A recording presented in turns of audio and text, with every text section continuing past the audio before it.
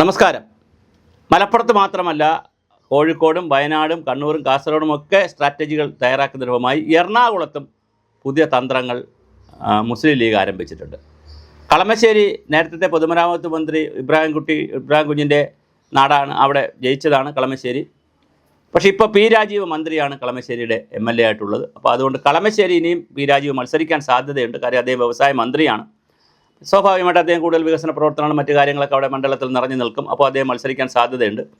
അപ്പോൾ വീണ്ടും ഒരു പരീക്ഷണത്തിന് തയ്യാറെടുക്കുന്നില്ല എന്നാണ് ലീഗ് കേന്ദ്രങ്ങളിൽ നിന്നറിയുന്നത്. അവർ കളമശ്ശേരി ഉപേക്ഷിക്കണം എന്നുള്ള ഒരു ചിന്ത എറണാകുളം ജില്ലാ കമ്മിറ്റിയിൽ നിന്ന് വന്നിട്ടുണ്ട്, സംസ്ഥാന തലത്തിലും വന്നിട്ടുണ്ട്. അപ്പോൾ തീർച്ചയായിട്ടും അവർ പുതിയ മണ്ഡലങ്ങൾ തേടുകയാണ്. UDF സംബന്ധിച്ചിടത്തോളം 2026 അധികാരത്തിൽ വരാൻ സാധ്യതയുണ്ടെന്നുള്ള ചിന്തകൾ വന്നു കഴിഞ്ഞു. സ്വാഭാവികമായിട്ട് അവർ ഇതിനുള്ള റീഅറേഞ്ച്മെൻറ്റുകളും റീഡിസൈനും ചെയ്യുമായിരിക്കും മണ്ഡലങ്ങൾ. അങ്ങനെ റീഡിസൈൻ ചെയ്യുമ്പോൾ കളമശ്ശേരി മണ്ഡലം മാറാനുള്ള എല്ലാ സാധ്യതയും കാണുന്നു. ഇരവിപുരവും ഇതുപോലെ നേരത്തെ യൂനുസ് കുഞ്ഞൊക്കെ MLA ആയിരുന്നു. ഇരവിപുരവും ഇതുപോലെ ചില സാധ്യതകളുണ്ട്. അപ്പോൾ മണ്ഡലങ്ങൾ തീർച്ചയായിട്ടും പുനർനിർണ്ണയിക്കുവാനുള്ള എല്ലാ സാധ്യതകളാണ് കാണുന്നത്. പിന്നെ ഇങ്ങനെ അങ്ങോട്ടും ഇങ്ങോട്ടും ഇപ്പോൾ കൽപ്പറ്റ, വയനാട്ടിലെ കൽപ്പറ്റ ലീഗ് ചോദിക്കുന്നു എന്നുള്ള വാർത്തകൾ വരുന്നു. തിരുവമ്പാടിയെ സംബന്ധിച്ചുള്ള വാർത്തകൾ വരുന്നു.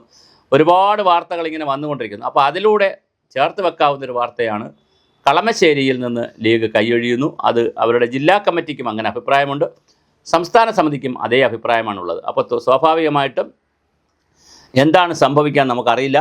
രാഷ്ട്രീയമാണ്, നമുക്ക് എല്ലാ മാറ്റങ്ങളും സംഭവിക്കാം. എന്തായാലും ലീഗ് ഇപ്പോൾ ഒരു നിലപാടെടുത്തിരിക്കുന്നത് പരമാവധി ജയിക്കുന്ന സീറ്റുകളിലേക്ക് പോവുക. അപ്പോൾ ജയിക്കാത്ത സീറ്റുകൾ ഉണ്ടെങ്കിൽ അത് വെച്ച് മാറുക എന്നുള്ളതല്ല. കോൺഗ്രസിനെ സംബന്ധിച്ചിടത്തോളം അവരും ജയിക്കുന്ന, അതായത് ഒരു പരീക്ഷണം വേണ്ട. ഇനി 2026 ഏതെങ്കിലും ഒരു സീറ്റിൻ്റെ പുറത്തൊരു പരീക്ഷണം വേണ്ട. എല്ലാം പരമാവധി ജയിക്കുന്ന സീറ്റുകൾ പിടിച്ച് പോവുക എന്നുള്ളതാണ്. CP ജോണിന് ജയിക്കുന്നൊരു സീറ്റ് കൊടുക്കേണ്ട ആവശ്യമുണ്ട്. അദ്ദേഹം കുന്നംകുളം കഴിഞ്ഞ പ്രാവശ്യം തൃശ്ശൂരിൽ മത്സരിച്ചു. വളരെ നാമമാത്രമായ വോട്ടിനാണ് അന്ന് ഉമ്മൻചാണ്ടി ഗവൺമെൻറ്റിൻ്റെ കാലത്ത് മുമ്പ് തോറ്റുപോയത്. അല്ലെങ്കിൽ അദ്ദേഹം മന്ത്രി വരെ ആകുമായിരുന്നു. പിന്നെ പ്ലാനിംഗ് ബോർഡ് മെമ്പറൊക്കെ ആയി. അപ്പോൾ അങ്ങനെ CP ജോണിൻ്റെ ഒരു സീറ്റിൻ്റെ ഒരു വിഷയമുണ്ട്.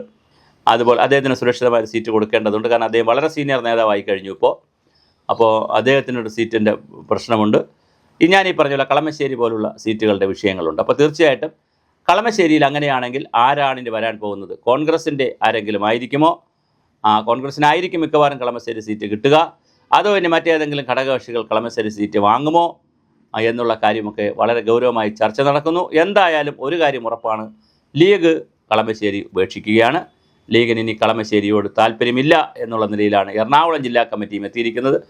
സംസ്ഥാന നേതൃത്വവും കുഞ്ഞാലിക്കുട്ടിയുമൊക്കെ അതിനൊരു താല്പര്യം കാണിച്ചിട്ടുണ്ടെന്നാണ് അറിയുന്നത്. അപ്പോൾ തീർച്ചയായിട്ടും കളമശ്ശേരി ലീഗിൻ്റെ കളത്തിൽ നിന്ന് ഒഴിയുകയാണ്.